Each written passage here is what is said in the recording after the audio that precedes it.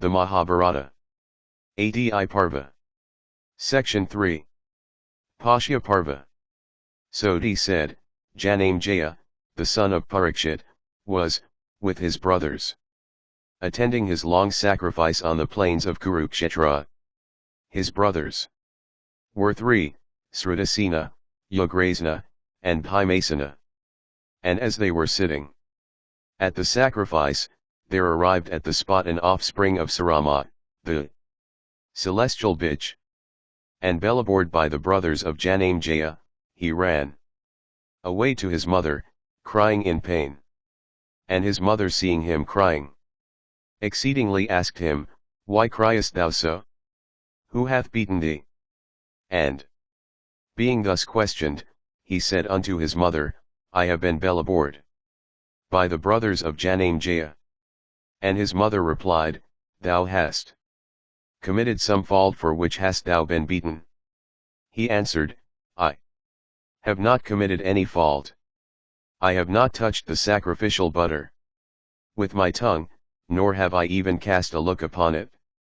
His mother Sarama, hearing this and much distressed at the affliction of her son, went to the place where Janamejaya with his brothers was at his long extending sacrifice. And she addressed Janamejaya in anger, saying, This my son hath committed no fault, he hath not looked upon your sacrificial butter, nor hath he touched it with his tongue. Wherefore hath he been beaten? They said not a word in reply, whereupon she said, As ye have beaten my son who hath committed no fault, therefore shall evil come upon ye, when ye least expect it. Janamejaya, thus addressed by the celestial bitch, Sarama, became exceedingly alarmed and dejected. And after the sacrifice was concluded, returned to Hastinapura, and began to take great pains in searching for a Purohita who could, by procuring absolution for his sin, neutralize the effect of the curse. One day Janamejaya, the son of Parikshit, while hunting, observed in a particular part of his dominions a hermitage where dwelt a certain rishi of fame, Sridhasrava. He had a son named Somasrava, deeply engaged in ascetic devotions.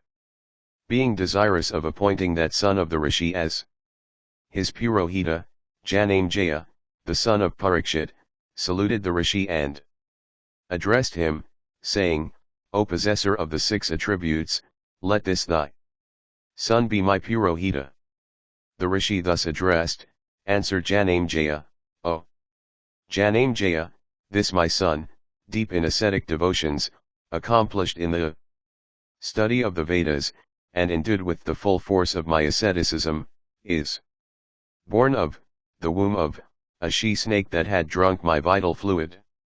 He is able to absolve thee from all offences save those committed against Mahadeva. But he hath one particular habit, viz. He would grant to any Brahmana whatever might be begged of him. If thou canst put up with it, then thou take him. Janamejaya thus addressed replied to the rishi, It shall be even so. And accepting him for his Purohita, he returned to his capital, and he then addressed his brothers saying, This is the person I have chosen for my spiritual master, whatsoever he may say must be complied with by you without examination. And his brothers did as they were directed. And giving these directions to his brothers, the king marched towards Takshyashala and brought that country under his authority. About this time there was a rishi, Ayadadhaumaya by name. And Ayadadhaumaya had 3 disciples, Upmanyu, Aruni, and Veda. And the rishi bade one of these disciples, Aruni of Panchala, to go and stop up a breach in the watercourse of a certain field. And Aruni of Panchala, thus ordered by his preceptor, repaired to the spot. And having gone there, he saw that he could not stop up the breach in the watercourse by ordinary means. And he was distressed because he could not do his preceptor's bidding. But at length he saw a way and said, Well, I will Do it in this way. He then went down into the breach and lay down himself there. And the water was thus confined. And some time after, the preceptor Ayodhya asked his other disciples where Aruni of Panchala was. And they answered, Sir, he hath been sent by yourself saying, Go, stop up the breach in the water course of the field. Thus reminded, Dhamaya, addressing his pupils, said, Then let us all go to the place where he is. And having arrived there, he shouted, Ho Aruni of Panchala! Where art thou? Come hither, my child. And Aruni, hearing the voice of his preceptor, speedily came out of the water course and stood before his preceptor. And addressing the latter, Aruni said, Here I am in the breach of the water course. Not having been able to devise any other means, I entered myself for the purpose of preventing the water running out. It is only upon hearing thy voice that, having left it and allowed the waters to escape, I have stood before thee. I salute thee, Master. Tell me what I have to do. The preceptor, thus addressed, replied, Because in getting up from the ditch thou hast opened the water course, thenceforth shalt thou be called Uddalaka as a mark of thy preceptor's favor. And because my words have been obeyed by thee, thou shalt obtain good fortune.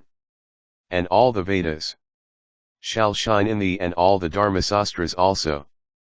And Aruni, thus addressed by his preceptor, went to the country after his heart. The name of another of Ayodhya's disciples was Upmanyu. And Dhamaya appointed him, saying, Go, my child, Upmanyu, look after the kine. And according to his preceptor's orders, he went to tend the kine. And having watched them all day, he returned in the evening to his preceptor's house, and standing before him he saluted him respectfully. And his preceptor, seeing him in good condition of body, asked him, Upmanyu, my child, upon what dost thou support thyself? Thou art exceedingly plump. And he answered, Sir, I support myself by begging.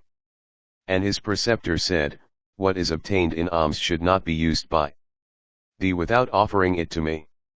And Upmanyu, thus told, went away. And having obtained alms, he offered the same to his preceptor. And his preceptor took from him even the whole. And Upmanyu, thus treated, went to attend the cattle. And having watched them all day, he returned in the evening to his preceptor's abode. And he stood before his preceptor and saluted him with respect.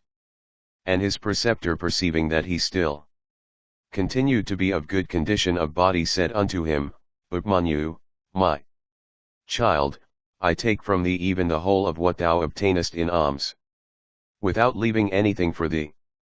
How then dost thou, at present, contrive to support thyself? And Upmanyu said unto his preceptor, Sir, having made over to you all that I obtain in alms, I go begging a second time for supporting myself. And his preceptor then replied, This is not the way in which thou shouldst obey the preceptor.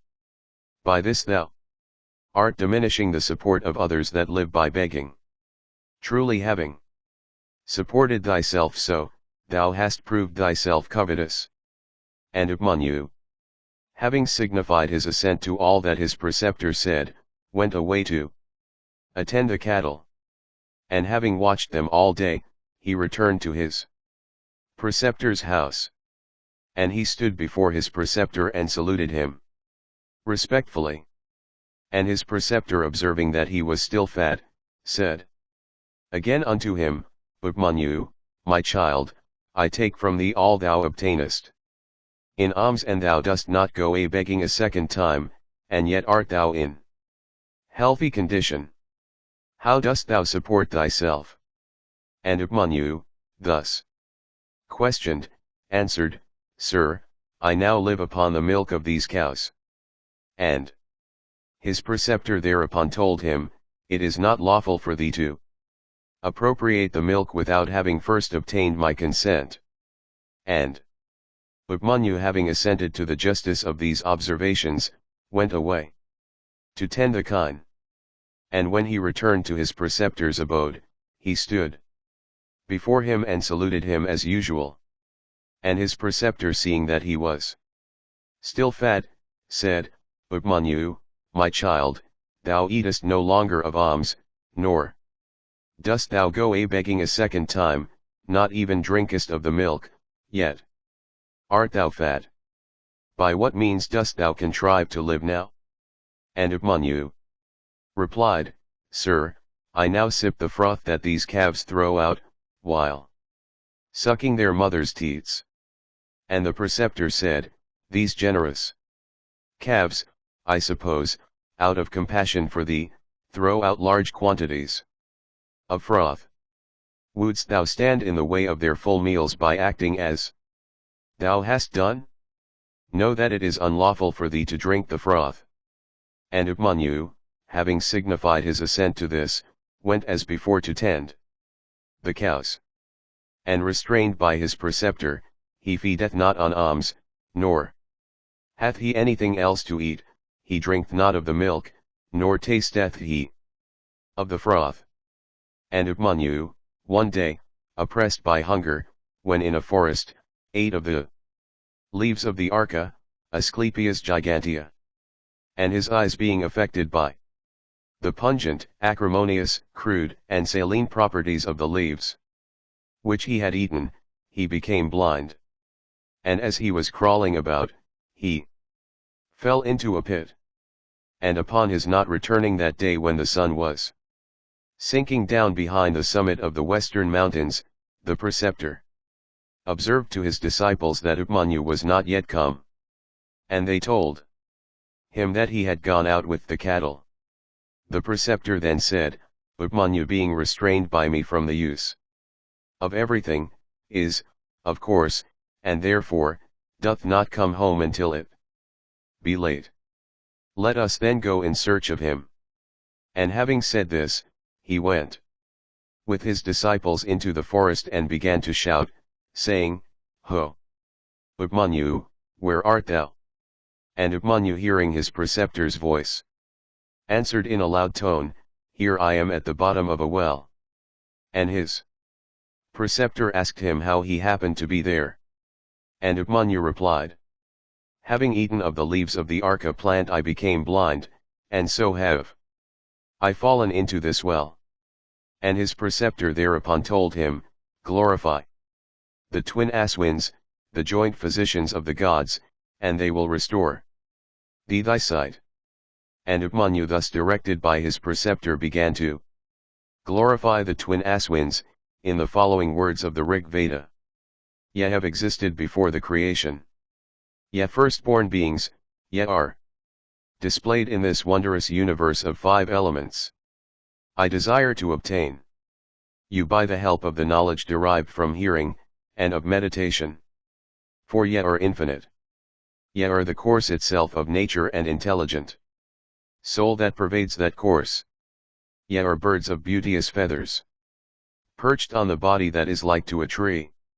Ye are without the 3 common attributes of every soul. Ye are incomparable. Ye, through your spirit in every created thing, pervade the universe. Ye are golden eagles. Ye are the essence into which all things disappear.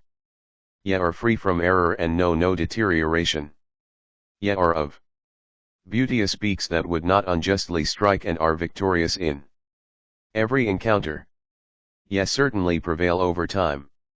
Having created the sun, ye weave the wondrous cloth of the year by means of the white thread of the day and the black thread of the night.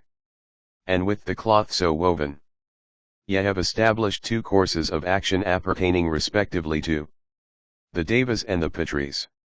The bird of life seized by time, which represents the strength of the infinite soul, ye set free for delivering her unto great happiness. They that are in deep ignorance, as long as they are under delusions of their senses. Suppose you, who are independent of the attributes of matter, to be gifted with form. 360 cows represented by 360 days. Produce one calf between them, which is the year. That calf is the creator and destroyer of all. Seekers of truth following different routes, draw the milk of true knowledge with its help. Ye Aswins, ye are the creators of that calf. The year is but the nave of a wheel to which is attached 720 spokes representing as many days and nights. The circumference of this wheel represented by 12 months is without end. This wheel is full of delusions and knows no deterioration. It affects all creatures, whether to this or of the other worlds. Ye Aswins, this wheel of time is set in motion by you. The wheel of time as represented by the year has a nave represented by the 6 seasons. The number of spokes attached to that nave is 12 as represented by the 12 signs of the zodiac. This wheel of time manifests the fruits of the acts of all things. The presiding deities of time abide in that wheel, subject as I am to its distressful influence. Ye Aswins, liberate me from that wheel of time. Ye Aswins, ye are this universe of 5 elements. Ye are the objects that are enjoyed in this and in the other world. Make me independent of the 5 elements. And though ye are the supreme Brahma, yet ye move over the earth in forms, enjoying the delights that the senses afford. In the beginning, ye created the 10 points of the universe. Then have ye placed the sun and the sky above. The rishis, according to the course of the same sun, perform their sacrifices, and the gods and men, according to what hath been appointed for them, perform their sacrifices, also enjoying the fruits of those acts. Mixing the 3 colors, ye have produced all the objects of sight. It is from these objects that the universe hath sprung, whereon the gods and men are engaged in their respective occupations, and, indeed, all creatures endued with life. Ye Aswins, I adore you. I also adore the sky, which is your handiwork. Yet are the ordainers of the fruits of all acts, from which even the gods are not free. Ye are yourselves free from the fruits of your acts. Ye are the parents of all. As males and females, it is ye that swallow the food which subsequently develops into the life-creating fluid and blood. The newborn infant sucks the teat of its mother. Indeed, it is ye that take the shape of the infant. Ye Aswins, grant me my sight to protect my life. The twin Aswins, thus invoked, appeared and said, We are satisfied. Here is a cake for thee. Take and eat it. And Upmanyu, thus addressed, replied, Your words, O Aswins, have never proved untrue. But without first offering this cake to my preceptor, I dare not take it. And the Aswins thereupon told him, Formerly, thy preceptor had invoked us. We thereupon gave him a cake like this, and he took it without offering it to his master. Do thou do that which thy preceptor did. Thus addressed, Upmanyu again said unto them, O Aswins, I crave your pardon. Without offering it to my preceptor, I dare not apply this cake. The Aswins then said, Oh, we are pleased with this devotion of thine to thy preceptor. Thy master's teeth are of black iron. Thine shall be of gold. Thou shalt be restored to sight and shall have good fortune. Thus spoken to by the Aswins, he recovered his sight, and having gone to his preceptor's presence, he saluted him and told him all. And his preceptor was well pleased with him and said unto him, Thou shalt obtain prosperity even as the Aswins have said. All the Vedas shall shine in thee and all the Dharmasastras. And this was the trial of Upmanyu. Then Veda, the other disciple of Ayodhya, was called. His preceptor once addressed him, saying, Veda, my child, tarry some time in my house, and serve thy preceptor. It shall be to thy profit. And Veda, having signified his assent, tarried long in the family of his preceptor, mindful of serving him. Like an ox under the bird hens of his master, he bore heat and cold, hunger and thirst, at all times without a murmur. And it was not long before his preceptor was satisfied. And as a consequence of that satisfaction, Veda obtained good fortune and universal knowledge. And this was the trial of Veda. And Veda, having received permission from his preceptor, and leaving the latter's residence after the completion of his studies, entered the domestic mode of life. And while living in his own house, he got 3 pupils. And he never told them to perform any work or to obey implicitly his own behests, for having himself experienced much woe while abiding in the family of his preceptor, he liked not to treat them with severity. After a certain time, Janamejaya and Paushya, both of the order of Kshatriyas, arriving at his residence, appointed the Brahmin Veda as their spiritual guide, Upadhyaya. And one day, while about to depart upon some business related to a sacrifice, he employed one of his disciples, Udhanka, to take charge of his household. Udhanka, said he, whatsoever should have to be done in my house, let it be done by thee without neglect. And having given these orders to Udhanka, he went on his journey. So Udhanka, always mindful of the injunction of his preceptor, took up his abode in the latter's house. And while Udhanka was residing there, the females of his preceptor's house, having assembled, addressed him and said, O Udhanka, thy mistress is in that season when connubial connection might be fruitful. The preceptor is absent, then stand thou in his place and do the needful. And Udhanka, thus addressed, said unto those women, It is not proper for me to do this at the bidding of women. I have not been enjoined by my preceptor to do aught that is improper. After a while, his preceptor returned from his journey. And his preceptor, having learned all that had happened, became well pleased, and addressing Udhanka, said, Udhanka, my child, what favor shall I bestow on thee?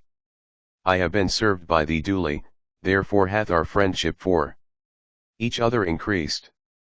I therefore grant thee leave to depart. Go thou, and let thy wishes be accomplished. Udhanka, thus addressed, replied, saying, Let me do something that you wish, for it hath been said, he who bestoweth instruction contrary to usage, and he who receiveth it contrary to usage, one of the two dieth. And enmity springeth up between the two. I, therefore, who have received thy leave to depart, am desirous of bringing thee some honorarium due to a preceptor. His master, upon hearing this, replied, Udhanka, my child, wait a while. Some time after, Udhanka again addressed his preceptor, saying, Command me to bring that for honorarium, which you desire. And his preceptor then said, My dear Udhanka, thou hast often told me of your desire to bring something by way of acknowledgement for the instruction thou hast received. Go then in and ask thy mistress what thou art to bring. And bring thou that which she directs. And thus directed by his preceptor, Udhanka addressed his preceptress, saying, Madam, I have obtained my master's leave to go home, and I am desirous of bringing something agreeable to thee as honorarium for the instruction I have received, in order that I may not depart as his debtor. Therefore, please command me what I am to bring. Thus addressed, his preceptress replied, Go unto King Paushya and beg of him the pair of earrings worn by his queen, and bring them hither. The fourth day hence is a sacred day when I wish to appear before the Brahmanas, who may dine at my house, decked with these earrings. Then accomplish this, O Udhanka. If thou shouldst succeed, good fortune shall attend thee, if not, what good canst thou expect? Udhanka thus commanded, took his departure. And as he was passing along the road he saw a bull of extraordinary size and a man of uncommon stature mounted thereon. And that man addressed Udhanka and said, Eat thou of the dung of this bull. Udhanka, however, was unwilling to comply. The man said again, O Udhanka, eat of it without scrutiny. Thy master ate of it before. And Udhanka signified his assent and ate of the dung and drank of the urine of that bull, and rose respectfully, and washing his hands and mouth went to where King Paushya was. On arriving at the palace, Udhanka saw Paushya seated on his throne. And approaching him, Udhanka saluted the monarch by pronouncing blessings, and said, I am come as a petitioner to thee. And King Paushya, having returned Udhanka's salutations, said, Sir, what shall I do for thee? And Udhanka said, I came to beg of thee a pair of earrings as a present to my preceptor. It behoveth thee to give me the earrings worn by the queen. King Paushya replied, Go, Udhanka, into the female apartments where the queen is and demand them of her. And Udhanka went into the women's apartments. But as he could not discover the queen, he again addressed the king, saying, It is not proper that I should be treated by thee with deceit. Thy queen is not in the private apartments, for I could not find her. The king thus addressed, considered for a while and replied, Recollect, sir, with attention whether thou art not in a state of defilement in consequence of contact with the impurities of a repast. My queen is a chaste wife and cannot be seen by anyone who is impure owing to contact with the leavings of a repast. Nor doth she herself appear in sight of anyone who is defiled. Udhanka, thus informed, reflected for a while and then said, Yes, it must be so. Having been in a hurry I performed my ablutions, after meal, in a standing posture. King Paushya then said, Here is a transgression. Purification is not properly effected by one in a standing posture, not by one while he is going along.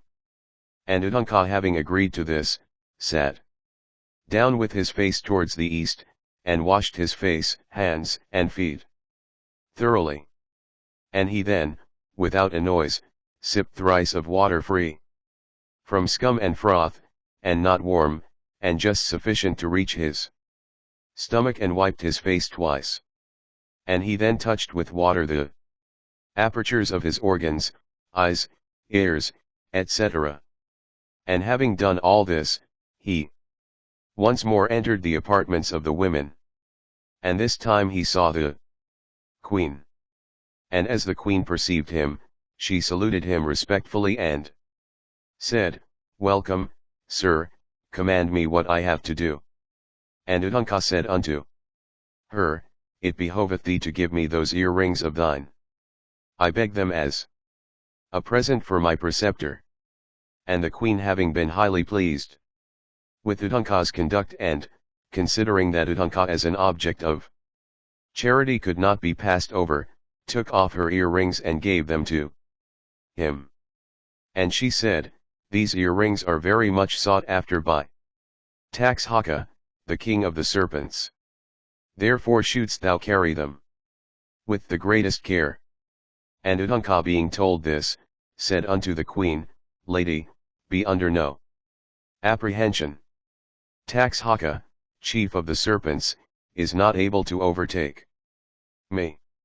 And having said this, and taking leave of the queen, he went back into the presence of Paushya, and said, Paushya, I am gratified. Then Paushya said to Udhanka, a fit object of charity can only be had at long intervals. Thou art a qualified guest, therefore do I desire to perform a shraddha.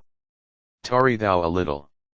And Udhanka replied, Yes, I will tarry, and beg that the clean provisions that are ready may be soon brought in. And the king, having signified his assent, entertained Udhanka duly. And Udhanka, seeing that the food placed before him had hair in it, and also that it was cold, thought it unclean. And he said unto Paushya, Thou givest me food that is unclean, therefore shalt thou lose thy sight. And Paushya in answer said, And because dost thou impute uncleanliness to food that is clean, therefore shalt thou be without issue. And Udhanka thereupon rejoined, It behoveth thee not, after having offered me unclean food, to curse me in return. Satisfy thyself by ocular proof. And Paushya, seeing the food alleged to be unclean, satisfied himself of its uncleanliness. And Paushya, having ascertained that the food was truly unclean, being cold and mixed with hair, prepared as it was by a woman with unbraided hair, began to pacify the Rishi Udhanka, saying, Sir, the food placed before thee is cold, and doth contain hair, having been prepared without sufficient care. Therefore I pray thee pardon me. Let me not become blind. And Udhanka answered, What I say must come to pass. Having become blind, thou mayst, however, recover the sight before long. Grant that thy curse also doth not take effect on me. And Paushya said unto him, I am unable to revoke my curse. For my wrath even now hath not been appeased. But thou knowest not this. For a Brahmana's heart is soft as new churned butter, even though his words bear a sharp-edged razor. It is otherwise in respect of these with the Kshatriya. His words are soft as new churned butter, but his heart is like a sharp-edged tool. Such being the case, I am unable, because of the hardness of my heart, to neutralize my curse. Then go thou thy own way. To this Udhanka made answer, I showed thee the uncleanliness of the food offered to me, and I was even now pacified by thee. Besides, saidst thou at first that because I imputed uncleanliness to food that was clean I should be without issue. But the food truly unclean, thy curse cannot affect me. Of this I am sure. And Udhanka, having said this, departed with the earrings. On the road Udhanka perceived coming towards him a naked idle beggar, sometimes coming in view and sometimes disappearing.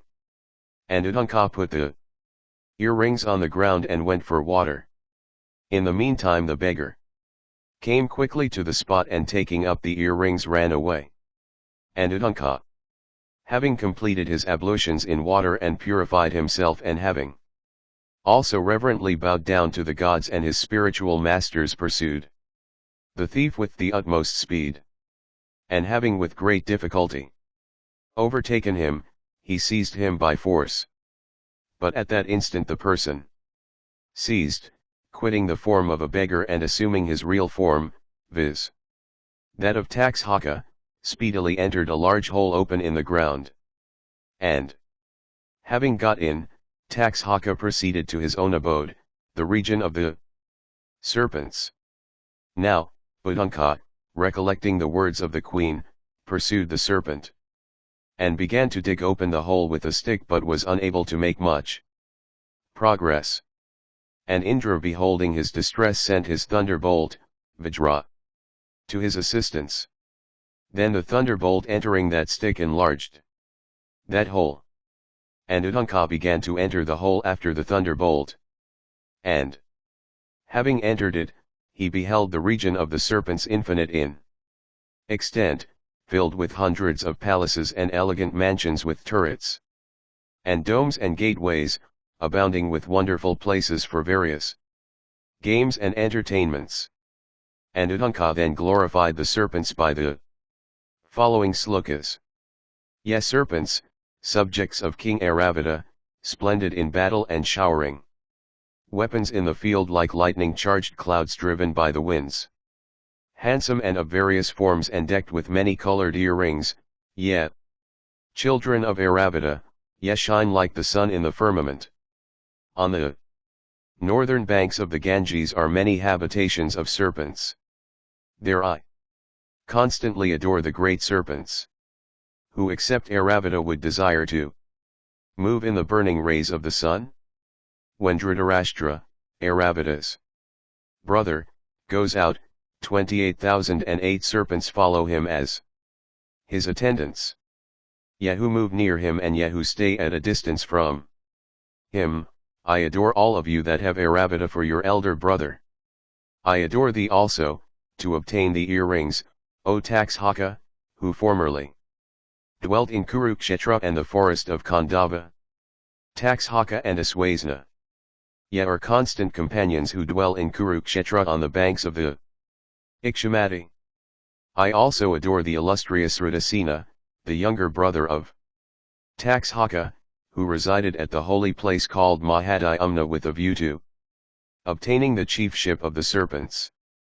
The Brahmanarishi Udhanka, having saluted the chief serpents in this manner, obtained not, however, the earrings. And he thereupon became very thoughtful. And when he saw that he obtained not the earrings even though he had adored the serpents, he then looked about him and beheld two women at a loom weaving a piece of cloth with a fine shuttle, and in the loom were black and white threads. And he likewise saw a wheel, with 12 spokes, turned by 6 boys. And he also saw a man with a handsome horse. And he began to address them the following mantras. This wheel, whose circumference is marked by 24 divisions, representing as many lunar changes, is furnished with 300 spokes. It is set in continual motion by 6 boys, the seasons. These damsels, representing universal nature, are weaving without intermission a cloth with threads black and white, and thereby ushering into existence the manifold worlds and the beings that inhabit them. Thou wielder of the thunder, the protector of the universe, the slayer of Vritra and Namakya. Thou illustrious one who wearest the black cloth and displayest truth and untruth in the universe, thou who ownest for thy carrier the horse which was received from the depths of the ocean, and which is but another form of Agni, the god of fire, I bow to thee, thou supreme Lord, thou Lord of the 3 worlds, O Purandara. Then the man with the horse said unto Udhanka, I am gratified by this thy adoration. What good shall I do to thee? And Udhanka replied, even let the serpents be brought under my control. Then the man rejoined, blow into this horse. And Udhanka blew into that horse. And from the horse thus blown into, there issued, from every aperture of his body, flames of fire with smoke, by which the region of the Nagas was about to be consumed. And Takshaka, surprised beyond measure and terrified by the heat of the fire, hastily came out of his abode, taking the earrings with him, and said unto Udhanka, pray, sir, take back the earrings. And Udhanka took them back. But Udhanka, having recovered his earrings, thought, oh, this is that sacred day of my preceptress. I am at a distance. How can I, therefore, show my regard for her? And when Udhanka was anxious about this, the man addressed him and said, ride this horse, Udhanka, and he will in a moment carry thee to thy master's abode. And Udhanka, having signified his assent, mounted the horse and presently reached his preceptor's house. And his preceptress that morning, after having bathed, was dressing her hair, sitting, thinking of uttering a curse on Udhanka if he should not return within time. But, in the meantime, Udhanka entered his preceptor's abode and paid his respects to his preceptress and presented her the earrings. Udhanka, said she, thou hast arrived at the proper time at the proper place. Welcome, my child, thou art innocent and therefore I do not curse thee. Good fortune is even before thee. Let thy wishes be crowned with success. Then Utanka waited on his preceptor. And his preceptor said, Thou art welcome. What hath occasioned thy long absence? And Utanka replied to his preceptor, Sir, in the execution of this my business obstruction was offered by Taxhaka, the king of serpents. Therefore I had to go to the region of the Nagas. There I saw two damsels sitting at a loom, weaving a fabric with black and white threads. Pray, what is that? There likewise I beheld a wheel with 12 spokes ceaselessly turned by 6 boys. What 2 doth that import? Who is also the man that I saw? And what the horse of extraordinary size likewise beheld by me? And when I was on the road I also saw a bull with a man mounted thereon, by whom I was endearingly accosted thus, Buddhanka, eat of the dung of this bull, which was also eaten by thy master. So I ate of the dung of that bull according to his words. Who also is he? Therefore, enlightened by thee, I desire to hear all about them. And his preceptor thus addressed said unto him, The 2 damsels thou hast seen Ardhata and Vidhata, the black and white threads denote night and day, the wheel of 12 spokes turned by the 6 boys signified the year comprising 6 seasons. The man is Parjanya, the deity of rain, and the horse is Agni, the god of fire. The bull that thou hast seen on the road is Airavata, the king of elephants, the man mounted thereon is Indra, and the dung of the bull which was eaten by thee was Amrita. It was certainly for this last, that thou hast not met with death in the region of the Nagas, and Indra who is my friend having been mercifully inclined showed thee favor. It is for this that thou returnest safe, with the earrings about thee. Then, O thou amiable one, I give thee leave to depart. Thou shalt obtain good fortune. And Udanka, having obtained his master's leave, moved by anger and resolved to avenge himself on Taxhaka, proceeded towards Hastinapura. That excellent Brahmana soon reached Hastinapura. And Udanka then waited upon King Janamejaya, who had some time before returned victorious from Takshashila. And Udanka saw the victorious monarch surrounded on all sides by his ministers. And he pronounced benedictions on him in a proper form. And Udanka addressed the monarch at the proper moment in speech of correct accent and melodious sounds, saying, O thou the best of monarchs! How is it that thou spendest thy time like a child when there is another matter that urgently demandeth thy attention? So he said, the monarch Janamejaya, thus addressed, saluting that excellent Brahmana replied unto him, In cherishing these my subjects I do discharge the duties of my noble tribe. Say, what is that business to be done by me and which hath brought thee hither? The foremost of Brahmanas and distinguished beyond all for good deeds. Thus addressed by the excellent monarch of large heart, replied unto him, O king! The business is thy own that demandeth thy attention, therefore do it, please. O thou king of kings! Thy father was deprived of life by Taxhaka, therefore do thou avenge thy father's death on that vile serpent. The time hath come, I think, for the act of vengeance ordained by the fates. Go then avenge the death of thy magnanimous father who, being bitten without cause by that vile serpent, was reduced to 5 elements even like a tree stricken by thunder.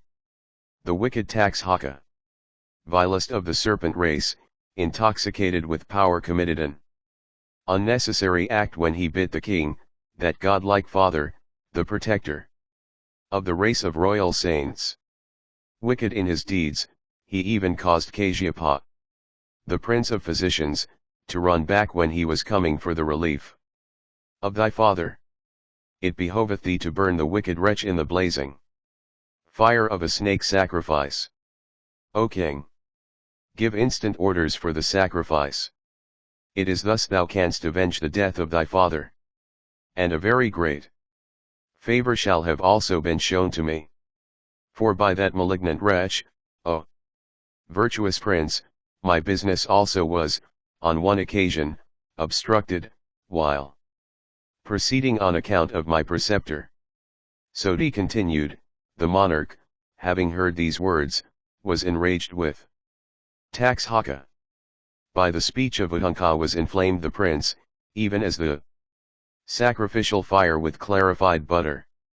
Moved by grief also, in the presence of Udhunka, the prince asked his ministers the particulars of his father's journey to the regions of the blessed. And when he heard all about the circumstances of his father's death from the lips of Udhunka, he was overcome with pain and sorrow. And thus endeth the section called Paushya of the Adi Parva of the blessed Mahabharata.